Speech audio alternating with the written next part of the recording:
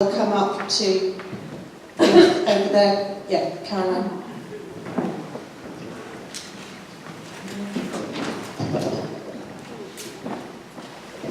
Bradford and Avon only has a town centre because of individual investment. The businesses have seen very little investment in the town from the council.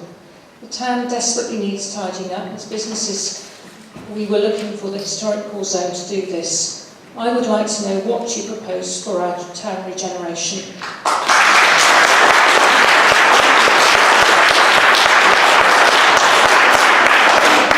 First clap of the question. Thank you, Caroline. Tina, could we come to you first, please?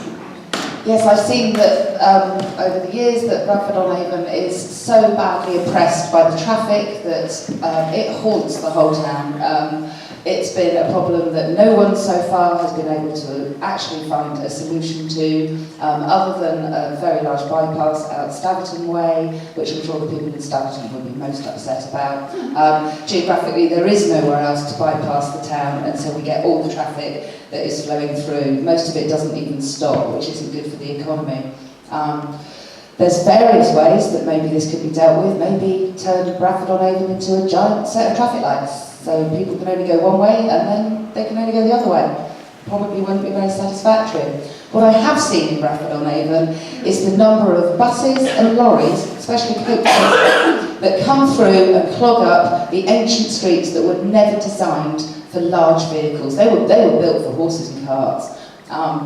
My only proposal for that at the moment would be a height restriction on any vehicles coming through Bradford-on-Avon, so as to avert the large juggernauts that try to come through, or the large coaches carrying tourists. If they want to visit with the tourists, they can come from one direction and leave in that same direction, free up the traffic. I agree, Bradford-on-Avon is a unique, special town that really needs to be protected, and I think it's the traffic.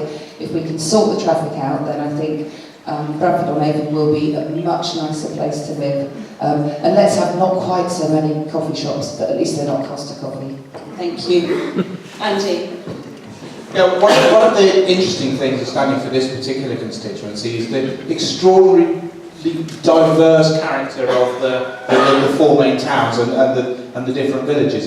It's hard to imagine when you're in Bradford-on-Avon that you're just, a 5-minute drive from Melksham, which is such an incredibly different town, and there might be people from Melksham in the audience, so I won't say any more. And then if you go to Corsham or Chippenham, and they are very different towns with their own character. And I think that Bradford, because it's a beautiful town, it has obviously it's more prosperous than the other towns in the area, and it's got a vibrant and very exciting town centre, which is largely, I suspect, due to the entrepreneurship and innovation of the people in this room. But in terms of finding the solutions, I will be absolutely honest, is that I don't have them because I don't live here. I think that the solutions for the people from Bradford-on-Avon need to come from the people of the town. And this is the way our democracy works, because it's not for MPs to impose a solution.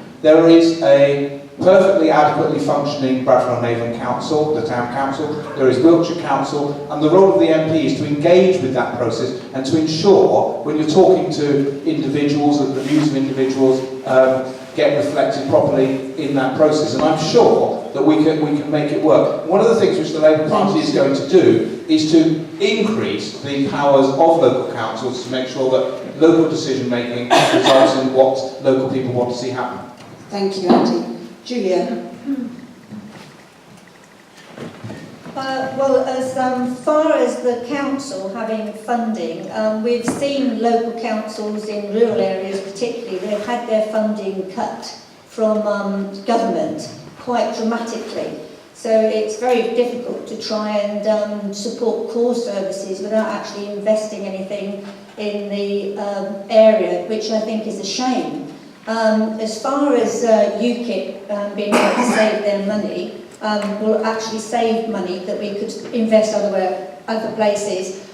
We would save 8 billion net from our contributions to the European Union, 4 billion by cutting HS2, 2 billion would be saved on health tourism, 9 to 12 billion cut from foreign aid, we wouldn't cut things like water aid or things like vaccinations. It's just that the foreign aid budget would be more targeted.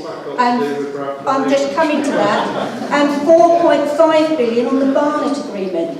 And that would mean that government, main government, would have more money to be able to actually give to the local area governments, whereas at the moment, all the areas like Wiltshire councils and all the town councils, Cullen Town Council, where I'm a town councillor, we're having our budget slashed, as are all the other councils, and this is purely and simply because as a country, we don't have sufficient money, but we could address that. Does that include the £500 million Bradford said no to?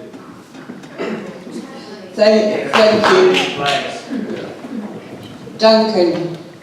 Well, Caroline, let's face it, Bradford and Avon has been taken for a ride by Wiltshire Council lately.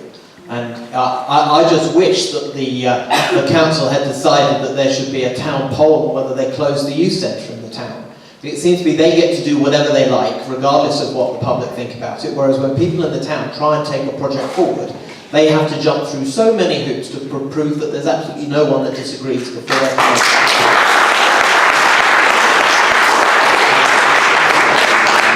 I've written to the council asking them to keep that fund available for use in this town, but it doesn't look like it at all given the response I've had from Councillor Thompson and Councillor Whitehead. In Chippenham they've just set up a business improvement district, a BID, which ratepayers in the town have voted for, and I hope that will give them more clout.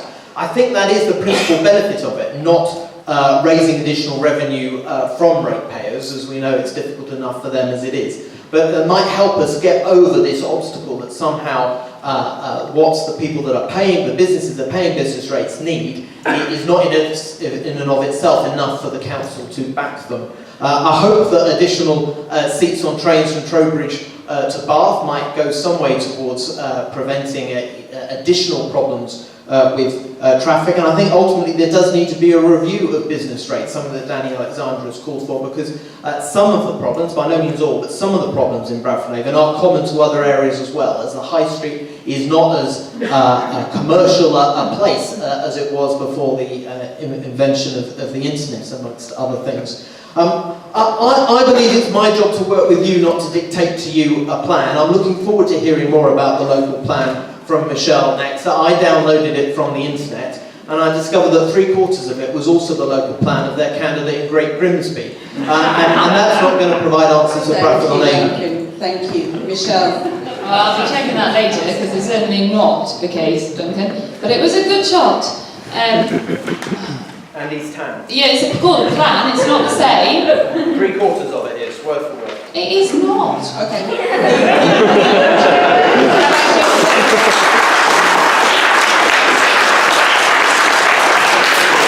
I think there's a point that Duncan misses here. Right, he sits there and he tells us about what he will do, what he will do. Have I missed something, or has he been the MP for the last 5 years?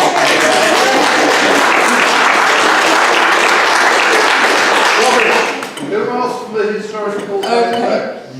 Right, hold on 1 second. Let's just, if we can answer the question as it was posed, Michelle. No, I think that it was good that the historic core zone was given to poll to local people. I think it was bad that local employers and businesses didn't get a say. And I think that Caroline makes a good point, that these are the people that had the vested interest in the town. Now, I didn't see our MP standing up and campaigning about that. I didn't see our MP standing up and challenging that. And that's not the type of MP I want to be. I want to be the type of MP that meets local businesses, that hears what the problems are and stands up for your needs.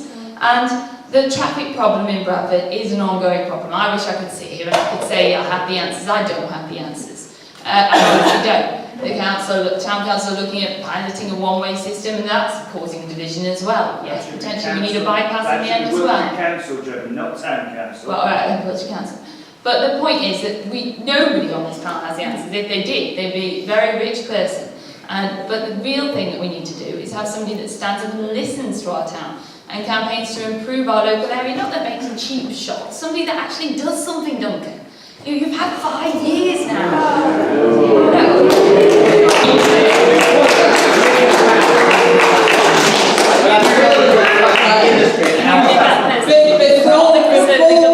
Excuse me, sorry, also before this disintegrates, I would like to call an end to the questions. It's getting interesting. It was.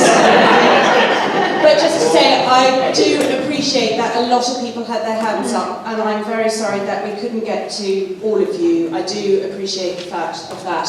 And I hope that all of our candidates would be able to stay and support the bar kindly run by Ruby Red and prop it up and answer some of the questions that we didn't get to there as well. So if I could just say thank you very much to Julia, Duncan, Michelle, Tina and Andy for your time and also for being available to answer all of our questions. Thank you very much.